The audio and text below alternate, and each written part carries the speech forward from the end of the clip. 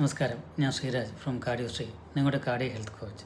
ഒരു angiogram test പോകുന്നതിന് മുന്നേ നിങ്ങൾ ശ്രദ്ധിക്കേണ്ട പ്രധാനപ്പെട്ട കാര്യങ്ങൾ എന്തൊക്കെയാണ്? ഒന്ന്, ഫാസ്റ്റിംഗ്. ഇപ്പോൾ രാവിലെയാണ് പ്രൊസീജിയർ എങ്കിൽ രാത്രി ഒരു 10 മണിക്ക് ശേഷം ആഹാരമോ മറ്റോ ലിക്വിഡോ കഴിക്കാതിരിക്കുക.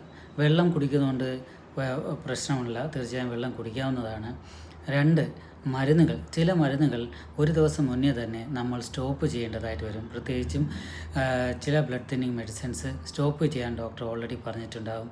അത് ശ്രദ്ധിക്കുക. ഡയബറ്റിക് പേഷ്യൻസ് ആണെങ്കിൽ ചില മരുന്നുകൾ നിങ്ങൾ കണ്ടിന്യൂ ചെയ്യേണ്ടതായിട്ട് വരും. അപ്പോൾ അത് ചെയ്യുന്നതുകൊണ്ട് കുഴപ്പമില്ല. ഇനി സപ്പോസ് നിങ്ങൾ അറിയാതെ തന്നെ മരുന്ന് കഴിച്ചു എന്നുണ്ടെന്നും പറഞ്ഞുകൊണ്ട് കുഴപ്പമൊന്നുമില്ല. അത് നഴ്സിനെ ഇൻഫോം ചെയ്യുക, ഞാൻ ഈ മരുന്ന് ഓൾറെഡി എടുത്തിട്ടുണ്ട്. അങ്ങനെയാണെങ്കിൽ അവർക്ക് അതനുസരിച്ച് ബാക്കിയുള്ള മെഡിസിൻസ് റെഗുലേറ്റ് ചെയ്യാൻ പറ്റുന്നതാണ്. 3, നിങ്ങൾ ചെയ്യാൻ പോകുന്ന ടെസ്റ്റിനെ കുറിച്ച് വ്യക്തമായ ഒരു ധാരണ കഴിയുക. ആൻജിയോഗ്രാം പൊതുവെ 2 സ്ഥലങ്ങളിലൂടെയാണ് ചെയ്യുന്നത്. ഒന്ന്, നമ്മുടെ റേഡിയൽ ആർട്ടറിയിലൂടെ, നമ്മുടെ കയ്യിലെ ഞരമ്പിലൂടെയും, അല്ലെങ്കിൽ നമ്മുടെ തുടയുടെ ഞരമ്പിലൂടെയാണ് ചെയ്യുന്നത്. അപ്പോൾ ഈ സ്ഥലങ്ങളിൽ അത്യാവശ്യം ഹെയർ ഉണ്ടെങ്കിൽ അതൊന്ന് റിമൂവ് ചെയ്ത് കഴിഞ്ഞാൽ പ്രൊസീജിയർ എളുപ്പമാക്കാൻ അത് നിങ്ങളെ സഹായിക്കും. പിന്നെ ഉള്ളത് നമ്മുടെ ആങ്സൈറ്റി സ്വാഭാവികമായി ഉണ്ടാകുന്ന ആങ്സൈറ്റി ഓക്കെ, എങ്കിലും ഉറങ്ങാൻ നന്നായി ശ്രമിക്കുക.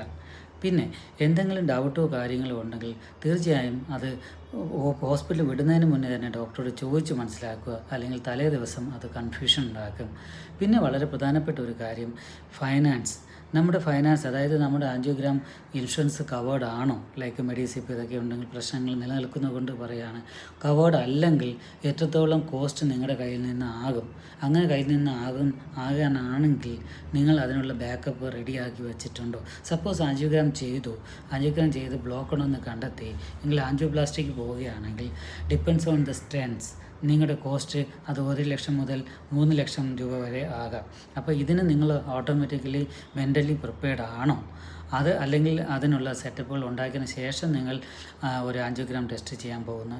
ഇലക്റ്റീവ് ആൻജിയോഗ്രാമോ ആൻജിയോപ്ലാസ്റ്റിയോ ഒരിക്കലും ഒരു എമർജൻസി അല്ല. അപ്പോൾ നിങ്ങൾക്ക് ഇനഫ് ടൈമുണ്ട്. ഇപ്പോൾ ഒരു ദിവസം ചെയ്യാൻ പോകാൻ പറ്റില്ലെന്ന് കഴിഞ്ഞാൽ റീഷെഡ്യൂൾ ചെയ്യാവുന്നതാണ്. അപ്പം ഇങ്ങനെയുള്ള കാര്യങ്ങൾ ശ്രദ്ധിച്ചാൽ തന്നെ ആങ്സൈറ്റി കുറച്ച് ആ പ്രൊസീജിയറിൻ്റെ ഔട്ട്കം ബെറ്ററാക്കി മാറ്റാൻ കഴിയും. കൂടുതൽ വിവരങ്ങൾക്ക് നിങ്ങൾ കാർഡിയോശ്രീയുമായി ബന്ധപ്പെടാവുന്നതാണ്. ഈവൻ ആൻജിയോപ്ലാസ്റ്റിയോ ബൈപ്പാസോ ആൻജിയോഗ്രാമോ ചെയ്തതിന് ശേഷം ബാക്കിയുള്ള കാർഡിയക് റിക്കവറി പ്ലാൻ നിങ്ങൾക്ക് ആവശ്യമുണ്ടെങ്കിൽ അതിനും നിങ്ങൾക്ക് കാർഡിയോശ്രീ ഒരു പ്രൊഫഷണൽ സപ്പോർട്ടായിട്ട് തരും. അപ്പോൾ തീർച്ചയായും നിങ്ങൾ കാർഡിയോശ്രീയുമായി ബന്ധപ്പെടുക.